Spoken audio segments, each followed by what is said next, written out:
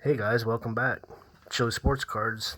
Today I got a couple things that I want to open up, talk about, share.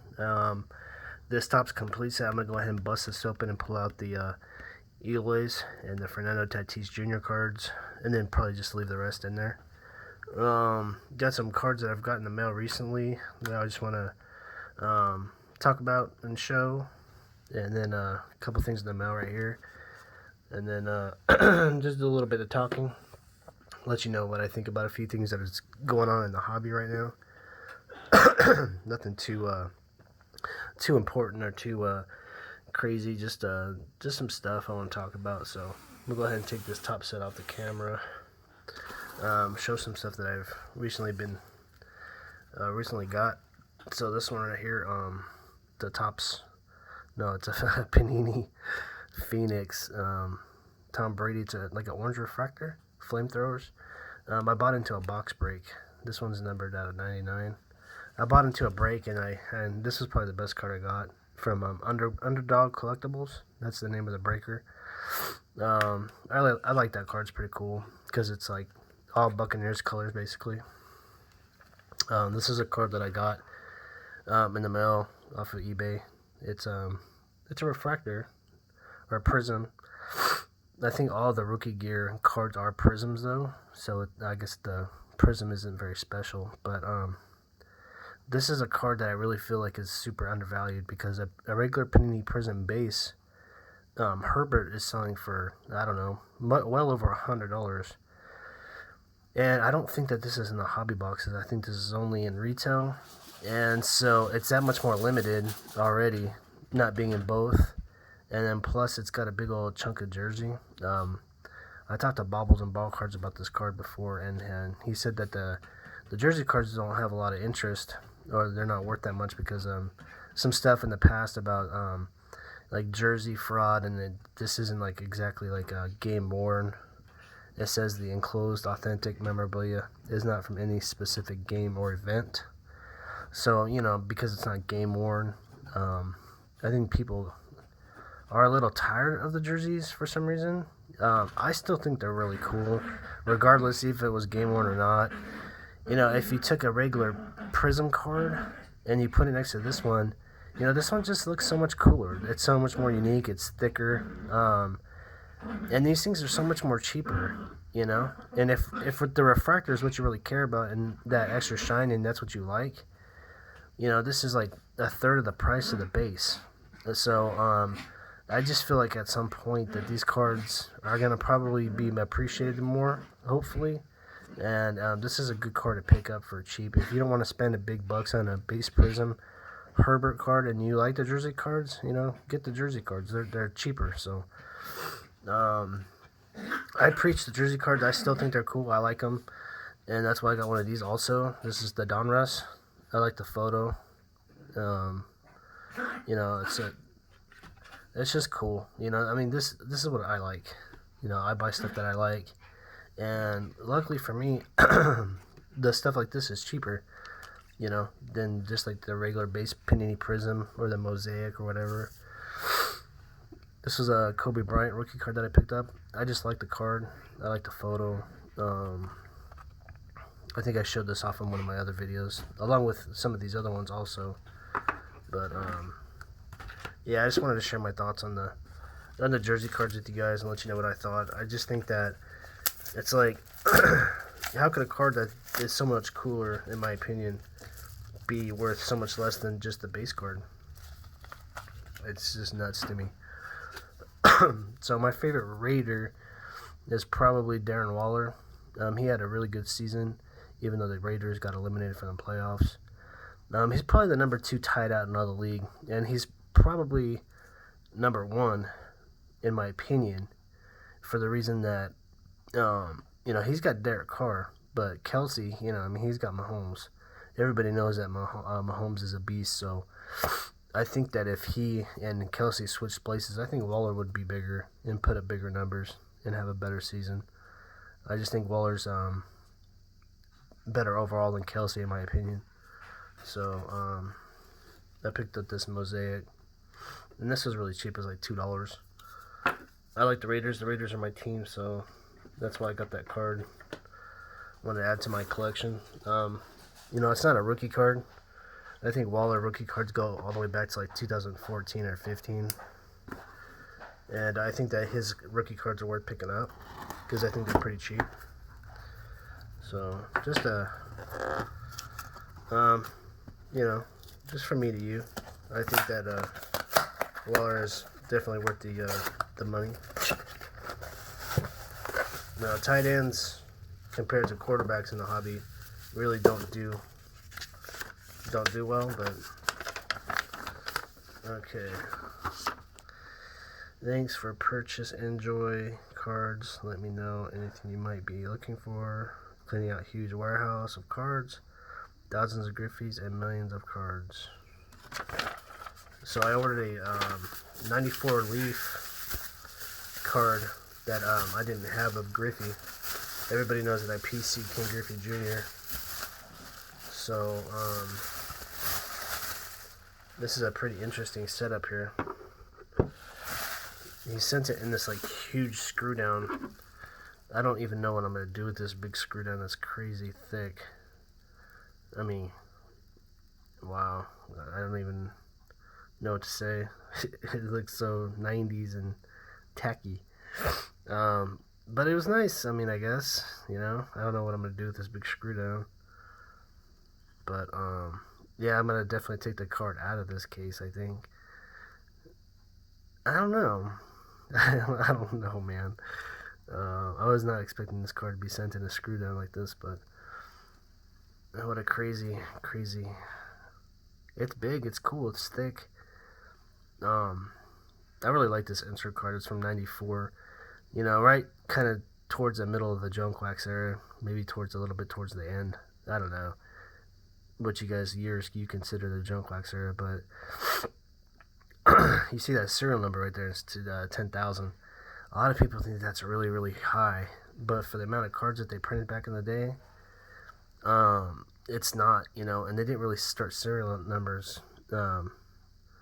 until I think the first serial number cards were like the Donruss Elites, and so this is pretty early on for the serial number cards, one of the early ones, and I just think for that reason, I think that this card has, big potential to increase in value at some point. It looks like this card might be have a weird line across it. It's hard to tell in this super thick. I mean, this thing is thick, man. It's probably 5 graded cards combined. So I don't know if this screw down is damaging the card at all. But very interesting. So that's what I got. Oh, it looks like he sent out a couple extra cards. I probably don't have these cards, so that's pretty cool. It's a 1991. It looks like King Griffey Jr. It's gold bordered. I'm not too sure anything about this card. It says American Sports Monthly. It's a card I didn't have, so that's pretty cool, I guess. And then that's one that he broke his wrist in 1995. Dairy Queen. Spider-Man catch. It says in 1991, King Griffey Jr. made one of the most spectacular catches in all baseball. Card number 1 of 10. Okay, he must have made a similar catch to like that and broke his wrist in 95. And there's another gold border card. I didn't have any one of these cards because they're oddballs, so it's cool. I'll take it. This is also a 1991 card. So I'm going to save this bubble wrap for stuff I sell out later on. It's one of the nice things about buying and selling. When you're selling stuff, you usually have ways to protect it from the ways that you get stuff in. So I kind of usually just save all my bubble wrap. Or my boxes or stuff that I can reuse. I usually reuse it. So now for some fun stuff. I'm going to go ahead and open up this top set. I still can't get over how huge this freaking holder is. It's freaking humongous. It's like the thickest, biggest screw down holder I've ever seen. Alright, we're going to open up this Topps 19 All-Star Game set. I was looking at the prices that the Tatis was selling at a PSA 10 right now. And they're a little low than what I thought that they were, or could be, or should be. So what I'm going to do is I'm going to definitely send out the Tatis and the Eloys to SGC and hope that they grade a 10 or a pristine. If I think that the cards are flawed so bad that they'll grade 8.5 or lower, I probably will just sell the cards raw, or just keep them in this set like this. So I gotta take a look at them and see how they look and then make a decision on what I'm gonna do. So there are variation cards in this set, and I think that the entire set is stamped, but I'm not sure. So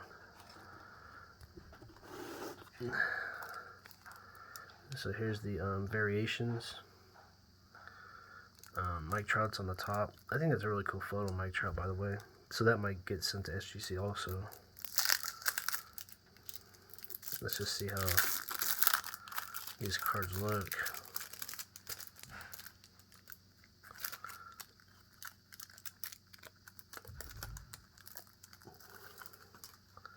Let's go over the variation cards real quick.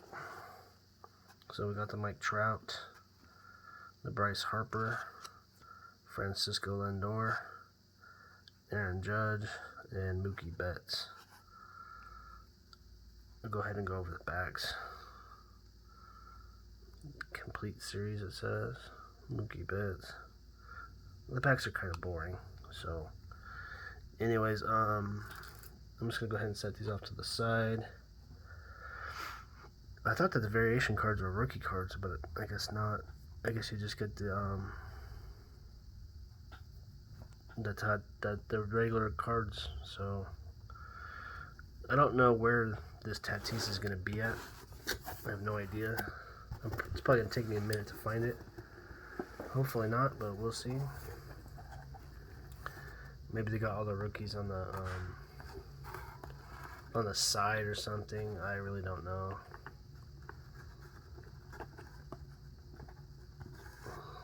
Okay. So, got Dustin Pedroia, the Cheaters, Tigers, Chris Davis. Okay. Michael Waka, Tanaka, Ozzy Albies, Future Stars, Barnes. So it's got the All-Star Game stamp, and it's Vlad Guerrero, but it's not the short print version. So that actually might be one that I decide to send in to get graded too. I think I'm gonna wait though for a little while, because I don't know how Vlad's gonna really do for the year. But I'll go ahead and top load it as a we'll see type of thing. I can see this card being a pretty sought after card, because I think the only way that you get this card like this is in the top sets, and you know, I think it's pretty cool. It's not one that you see all the time, so. How long is it going to take me to find the Tatis and the Eloys? I'm not too sure. Stanton. Might take me a while, guys. Hope you're not too busy. Oh, there it goes. Look at it. Right there. There's the Tatis. So let's analyze the card.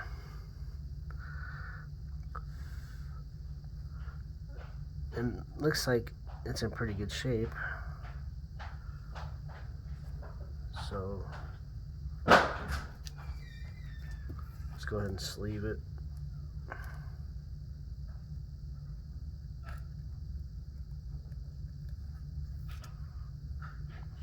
I mean, I don't see anything really wrong with it. The chipping, no chipping or anything like that.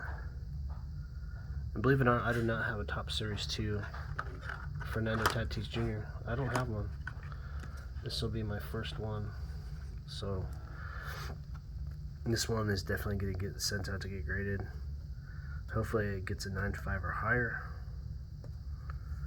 That's what I'm hoping for. But with SGC recently, 9.5 is no joke. A 9.5 is a very nice card. So we'll just have to see. There are some other pretty good rookies in this set, obviously. You got Pete Alonso, the Eloy Hernandez, cards like this one right here with Acuna and Albies. That's not a bad card. Who else is there? Kyle Tucker, Brandon Lowe,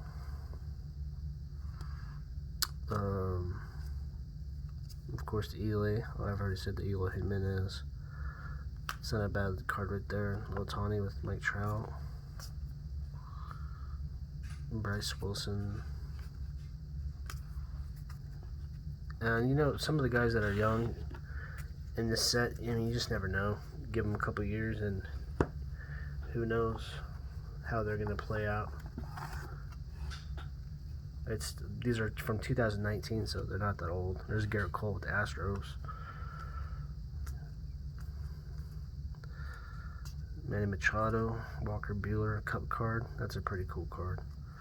I'm going to set that one off to the side, because Walker Buehler is actually probably my favorite player in all of baseball.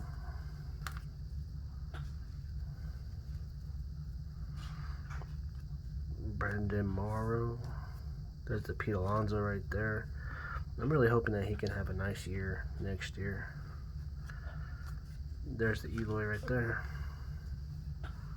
So this is going to be one that I send out to get graded for sure. The card looks nice. I don't see anything really wrong with it. I'm not going to put it in a certain lighting and use a magnifying glass and all that, because I want to get the card graded regardless, and I know that it should at least 9 because of the just the base of how it looks. It does not look like there's anything majorly flawed with it, so unless there's something that's really hard to see, it should at least 9. So I think I already looked through these ones. That's really gonna do it for as far as what I want to pull out of it. So I can go ahead and just quit right there. Eloy, Tatis, Vlad Guerrero Jr. I already pulled the Pete Alonso also. So I'm gonna go ahead and sleeve up the Pete Alonso, put it in a top loader, and with this All-Star Game stamp on it, you know, the only way that you can get these cards is in this set, so you know, it's pretty unique for just the one set. I don't know how many sets that they've made or printed out, but it's definitely a lot less than 2019 total print runs. So hopefully the cards do well and they get good grades. That's what I'm hoping for. Go ahead and put these other cards back in there. It's kind of nice because I only got through that much of the box, and I pulled out what I wanted out of it. The only other card in there that I might have wanted to pull out was the Juan Soto, maybe. But I could just leave it in here. I'm not too worried about the Juan Soto. Graded at a 10, it might be a $30 card, maybe. But, you know, I'll just leave it in here. It's all good. And so for the other ones that I pulled out that I might consider grading, basically just the Mike Trout. I'll probably put the rest of the cards back in the box, and the Walker Buehler because I like him so much. So these ones I'll put back in the box.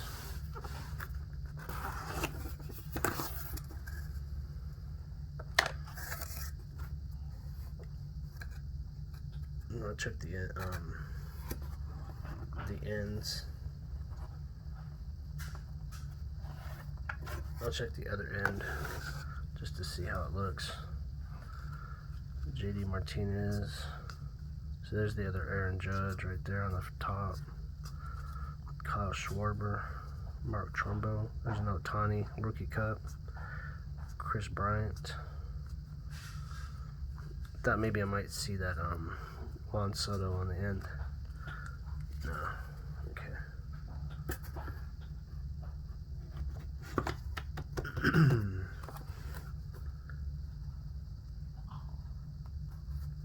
Alright, so things that I want to talk about with the hobby right now. SGC graded cards, pricing on them. I want to talk about 9s. I've seen a few people post different things about SGC 9 grades selling for less than raw in some occasions. Maybe it's a high percentage of the time, maybe it's not. I'm not too sure. I don't have any data. I'm not looking at the prices overall for different cards and stuff. I'm not digging into data like that because that's not what I'm about.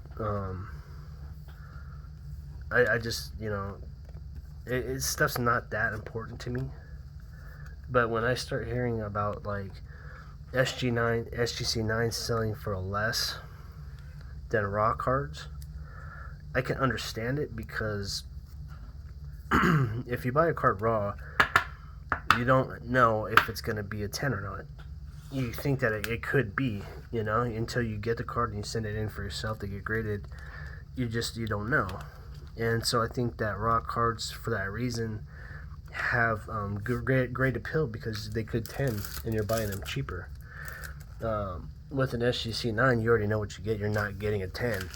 And so I think that I can understand it. However, a 9 is mint, guys. And I've showed you guys with the 2020 Topps Lewis Robert examples.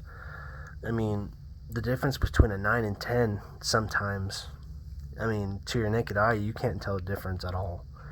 And it's really unfortunate that the value of a card from a 9 to a 10 could be so dramatic, for one, and that a raw card could sell more for a graded 9.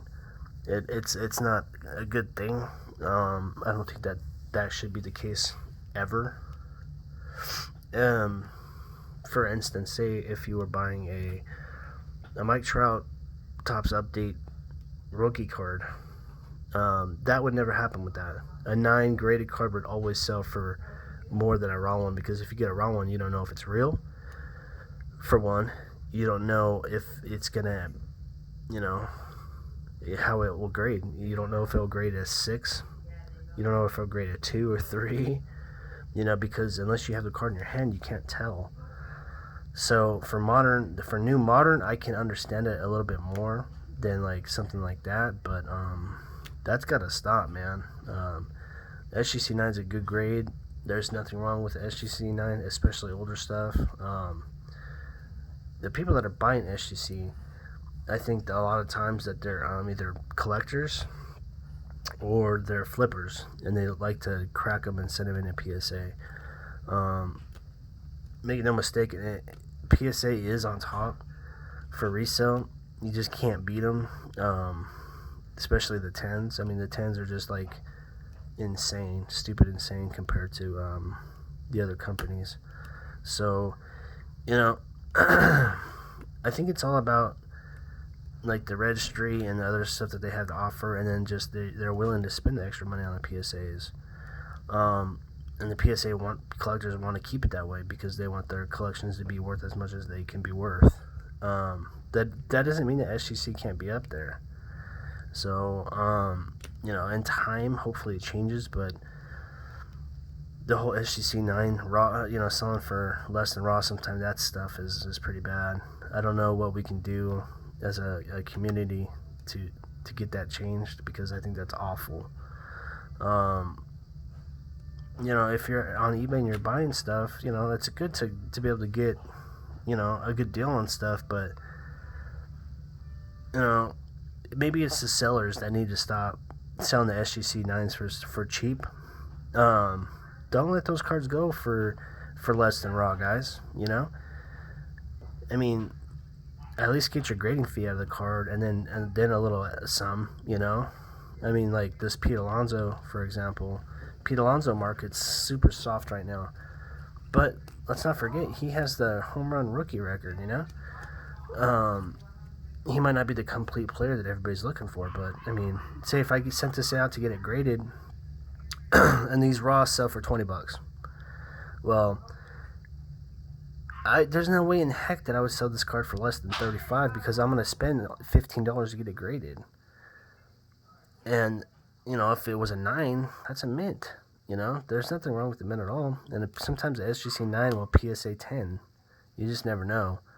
So I mean, if you use SGC, don't sell yourself short with the prices.